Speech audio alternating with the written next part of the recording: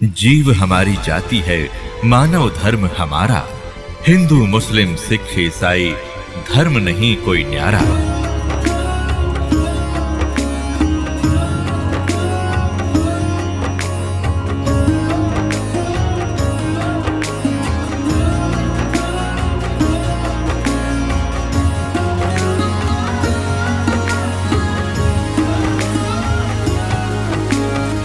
तो कबीर साहब के साथ ना जाने करके कुछ अच्छी आत्माएं जिनको सार नाम प्राप्त हुआ था किसी कलयुग में, तो वो पार ना हुई, दूसरे संस्कारवश किसी लोक में चले गए। तो उसके लिए परमात्मा कहते हैं शिव मंडल ब्रह्मापुरी। शिव मंडल ब्रह्मापुरी चाहे विष्णु लोक में हो, हमरे गुण भूला नहीं तो आन छुटाऊं। तो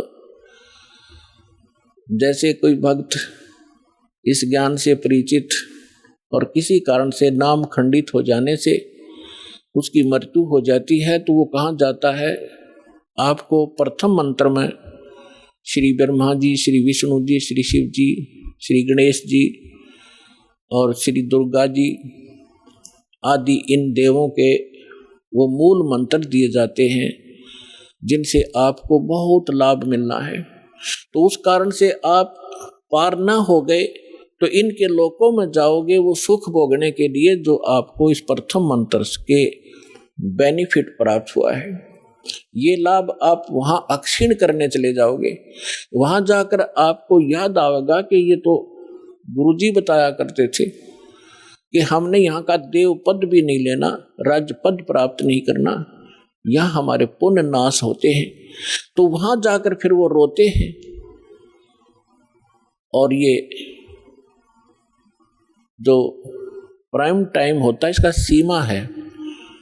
जैसे अब जो बिजली पीढ़ी चली है इसका समय निर्धारित है, उसके बाद ये भक्ति नहीं रहेगी। इस बीच जो निकल गया सो निकल गया।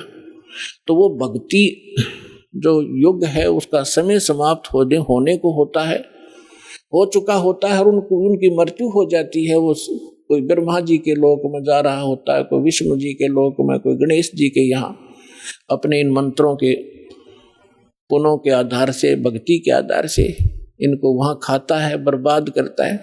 तो वहां वो रोते हैं। तब परमात्मा जाते हैं, उनको वहां से छुड़वा कर लाते हैं। उनको उस समय मनुष्य दोबारा जन्म नहीं देते, उनको अपने पास सटोक में रखते हैं।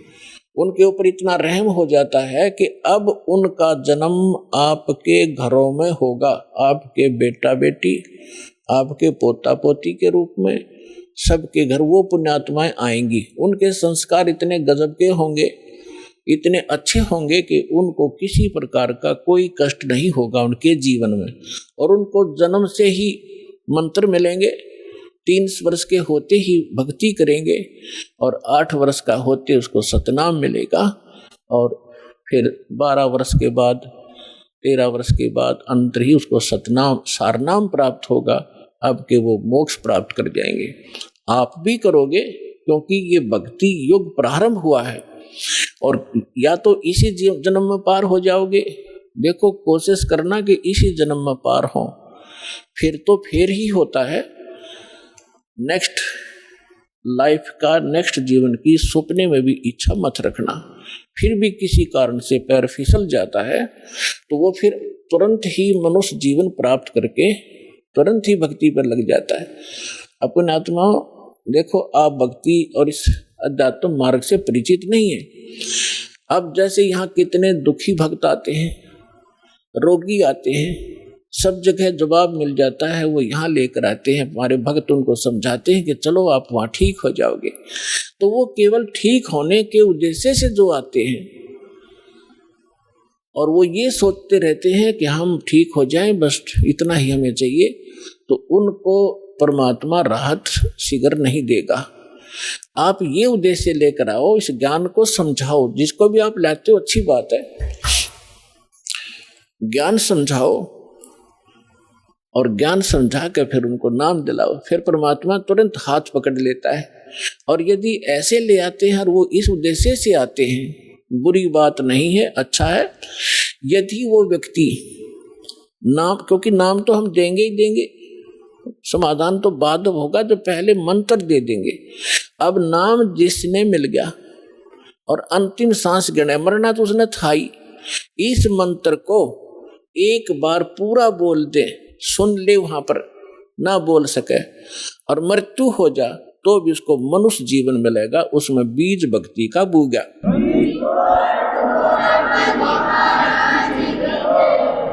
हमने असंख्य जन्म हो गए, जन्मते मरता ने, धक्के खाता ने, अरे अब मनुष्य जीवन प्राप्त होगा तुरंत ही 10वें महीने या सतलोक आश्रम बरवाला में आ लेगा और उसका फिर जीवन शुरू हो गया।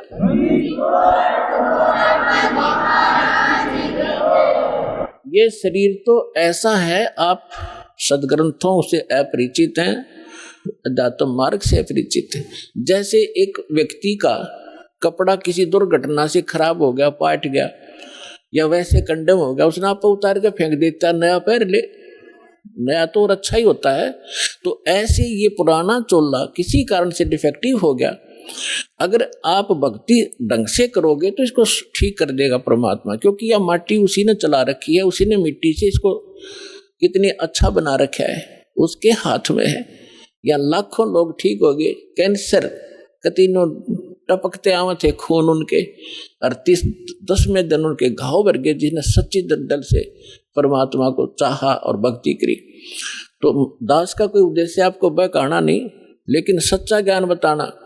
और आप देख रहे हो यहाँ पर जो भी पैसा आता है आपका दान किया हुआ सारा परमात्मा के भक्तों के लिए खुला भंडारा खोल रखा है, सारी व्यवस्था कर रखी है। केवल परमार्थ के लिए परमात्मा ने दास को भेजा है। आप भगवान के बच्चे हो, दास भगवान का नौकर है, और नौकर को हमें हमेशा डर बना रहता है कि भगवान के बच्चों को, मालिक के बच्चों को ऐसी दाना हो जा जिससे मालिक रुष्ट हो जाए, उसकी नौकरी को खतरा ना हो जाए।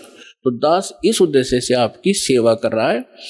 आप सच्चे दिल से जब भक्ति करोगे आपका मोक्ष होगा। आप सुन रहे थे जगत गुरु तत्वदर्शी संत रामपाल जी महाराज जी के मंगल प्रवचन। अधिक जानकारी के लिए विजिट कीजिए हमारी वेबसाइट www.jagatgururampalji.org। संत रामपाल जी महाराज जी के शुभ आशीर्वाद से पूरे विश्व भर में 500 से भी ज्यादा नाम दीक्षा केंद्र हैं, जिन पर संत रामपाल जी महाराज जी द्वारा ऑनलाइन निशुल्क नाम दीक्षा दी जा रही है। अपने नजदीकी नाम दीक्षा केंद्र का पता करने के लिए संपर्क करें 8222880541।